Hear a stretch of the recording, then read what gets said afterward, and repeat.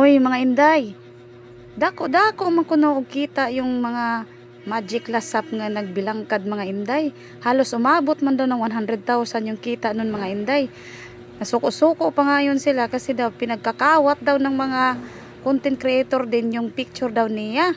Agoy kay nasuko-suko pagid gidawan pagid niya ang mga katawhan mga inday.